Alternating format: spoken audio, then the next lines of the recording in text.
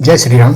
इस वीडियो में मैं राष्ट्रीय स्वयंसेवक संघ की शाखाओं में होने वाली कहानी, प्रेरक प्रसंग, इसके बारे में थोड़ी चर्चा करूंगा। जब कहानी कही जाती तो उसके दो हिस्से कह दिए जाते, छोटी कहानी, बड़ी कहानी।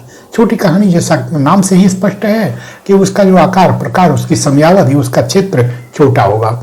लेकिन ये छोटी कहानियां भी बड़ी प्रभावी होती हैं। एक अभी शुरू हुआ, अभी समाप्त हुआ, लेकिन जैसे एक तीर की तरह से चुभकर और हमें कुछ सोचने के लिए विवश कर जाती हैं। जैसे पंचतंत्र की कथाएं, उपनिषदों की कथाएं, ऐसी देश में रामायण महाभारत की अनेक छोटी मोटी कहानियां, ये सभी कहानियां बड़े प्रभाव करती हैं और मन को कुछ सोचने के लिए, कुछ करने के लिए प्रेरित कर जाती हैं।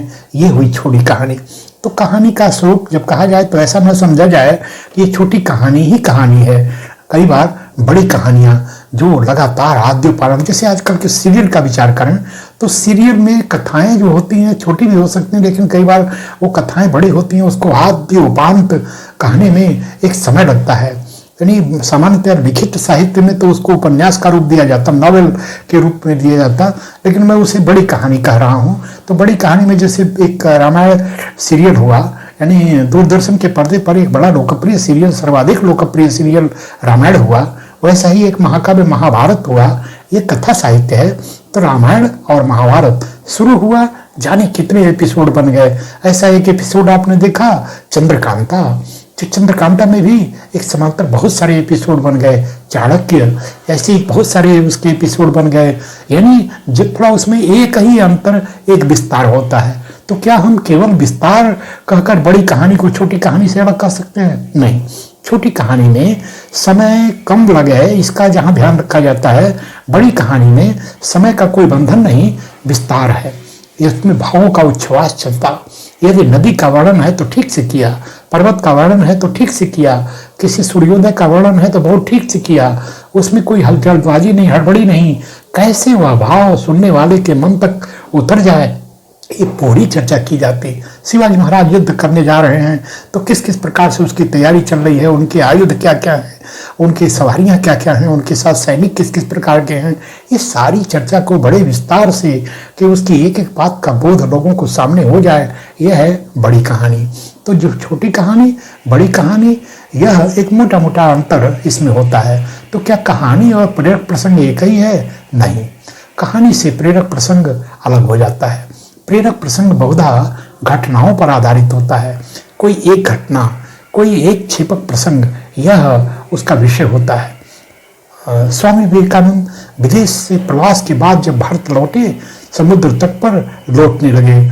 उस लौटने को देखकर जो प्रश्न हुआ कि ऐसा स्वामी जी क्यों किए होंगे, उन्होंने कहा, वर्षों इस विदेशी भूमि पर रहने के कारण मेरा शरीर अपवित्र हो चला। भारत माता की पवित्र धूल में लौटकर जिसकी रजकण मात कर रही मलयागिरी के चंदन को, ऐसी चंदन तुल्य इस भारत भूमि में लौटकर मैं अपने शरीर को पवित्र कर रहा हूँ। देखने में घटना पूर्ण हुई, हमारे जीवन को प्रेरणा दी जाती है, दिशा दी जाती है। इसीलिए इसका नाम भी है प्रेरक प्रसंग। तो ये दोनों, यद्यपि सभी कथा प्रसंग है, किसी में तारतम्यता है, लंबाई है, गहराई है, कि कोई छोटी है, तो ऐसे ये प्रेरक प्रसंग, छोटी कहानी, बड़ी कहानी, ये तीन कार्यक्रम संस्थान पर होते करना ही चाहिए। बिना छोटी कहानी या प्रेरक प्रसंग के बौद्धिक चर्चा का कोई दिन नहीं बीतना चाहिए।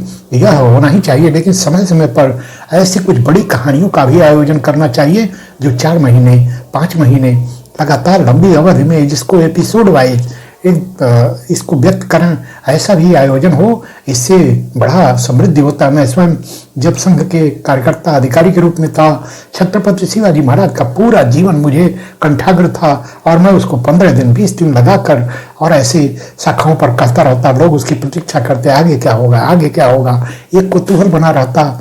ये है छोटी कहानी, बड़ी कहानी, प्रेरक प्रसंग।